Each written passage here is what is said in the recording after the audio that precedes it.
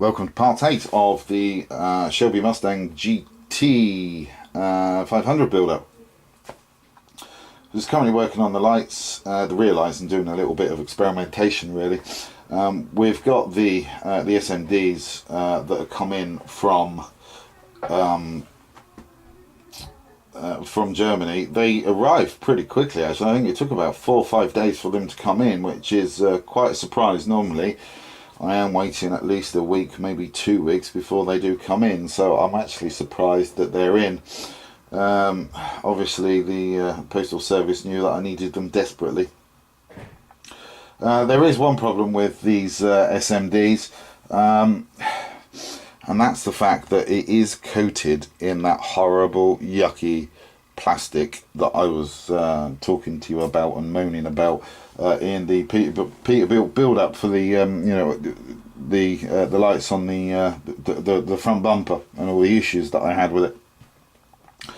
However, I'm not kind of too bothered with that on these ones, because the lights that are going into the back of the Peterbilt,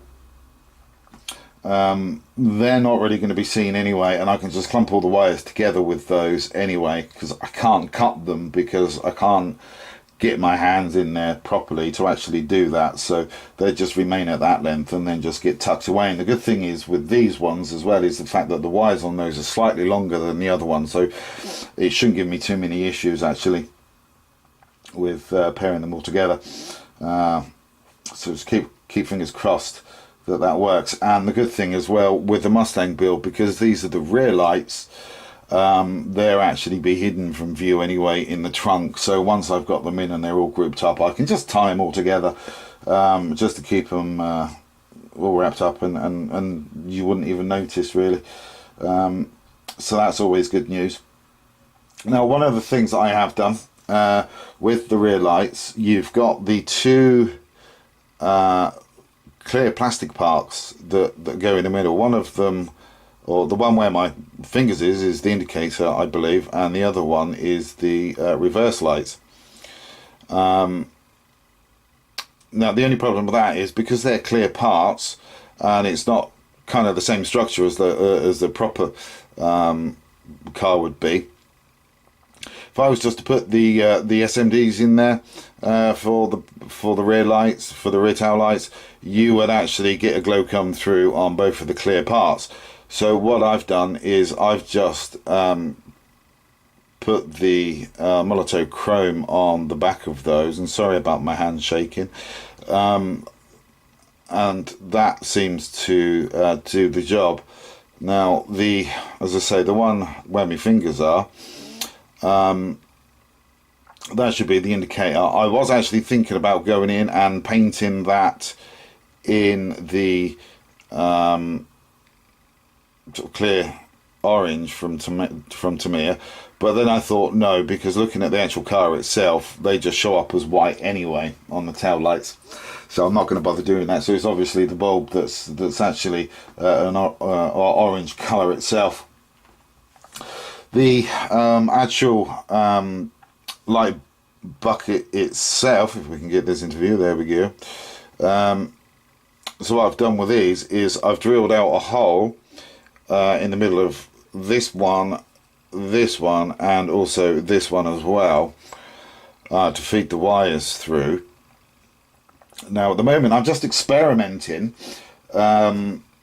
with how the lighting is going to be looking and how many SMDs I'm going to need on each point of light. Now I've got one SMD in there currently, and that is connected to a 2.7k resistor, and I might take that down to a 1k resistor, I'm not sure yet, because I think I might do it as 2 SMDs per light unit, because the light source isn't really that bright.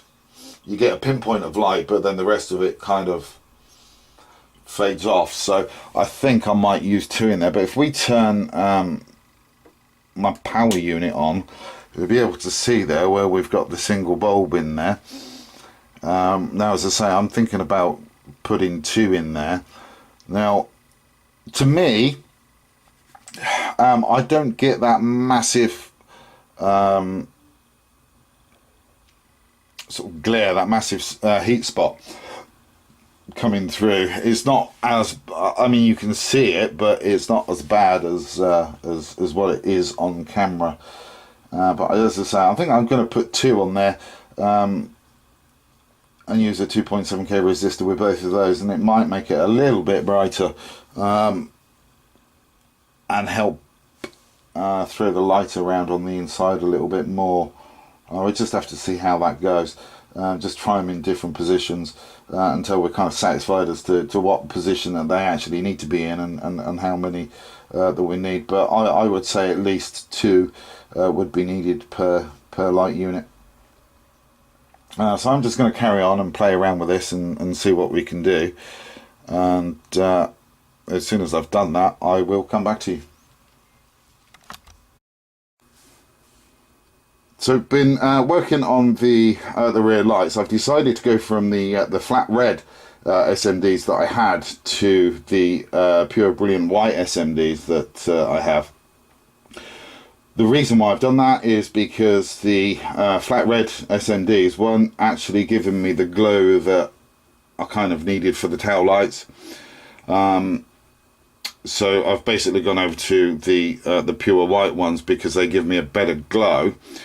And I've hooked those up in pairs to a 2.7k resistor. Now the funny thing is because we've got the 6 SMDs in there.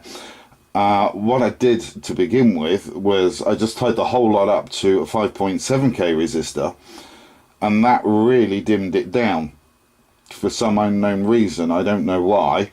But then I hook up 2 of the SMDs to a 2.7k resistor, and I get more light out of them, which is really weird because the more resistance that you put into it, the less light you should be able to get out of it. So yeah, that's kind of broken the laws of physics, I guess. I don't know. I mean, maybe somebody out there who understands resistors better than I can explain why that has happened. I don't know myself, really. When it comes to these kind of things, it is still pretty much, well, voodoo magic. But nonetheless, we've got 3 sets of 2. They've all been added to a 2.7k resistor, so they look quite bright. And then when we put the plastic cover on, like so, that's what it looks like. Now the only problem with that is the fact that you can really still see the hot spots coming through. So I need to look at light diffusion for this now and see if there's anything that we can do to try and diffuse the light, try and diffuse the hot spots without actually losing any of the brightness. Now one of the things that I am going to do is with the covers is you've got the very edge here, which is basically glued to the surface of the light casing. So it doesn't matter if I actually sand that bit down to diffuse it to see if it will actually work, because what I don't want to do is I don't want to diffuse, I don't want to sand the inside down and lose any of the reflective properties on the outside of it. I don't think it would do. I don't know what it would actually do to the actual clear lens itself, so that's why I'm just going to do it on the outer edge where it's not going to be seen anyway. And if it looks as though it's a bit too much, then I think what I might do is try and find or use some plastic, and then the clear plastic, and then just sand that down and then just give it a coat of matte lacquer on that to see if that'll work.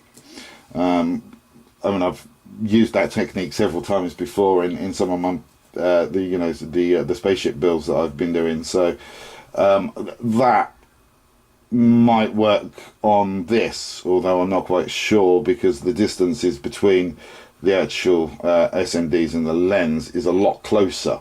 So we might not get the same kind of results that that we're looking for here. But nonetheless, we give it a go, see what happens. You know, you can only try and see. So as soon as I've mucked around with this and done some more experimentation, I will come back to you. So I've been messing about with some clear styrene. Basically, what I've used is a sheet of styrene, basically, that looks like this. Cut a little bit off of it. Used a 400 grit wet and dry paper and sanded both sides down until they were completely opaque. And then on one half of that sheet of styrene, I then put a coat of matte varnish on both sides, which is a technique that I've used on some of the Star Trek model kits that I built to help with the diffusion. Now, excuse me. With this, what I've done is I've left the first one, or the one on this side, that was left as is, as it was without any diffusion.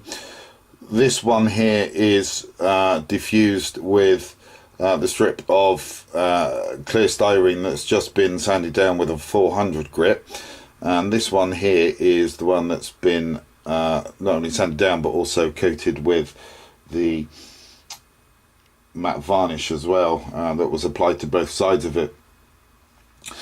Now, these two on camera look the same. However, this one in person to me is actually slightly more diffused.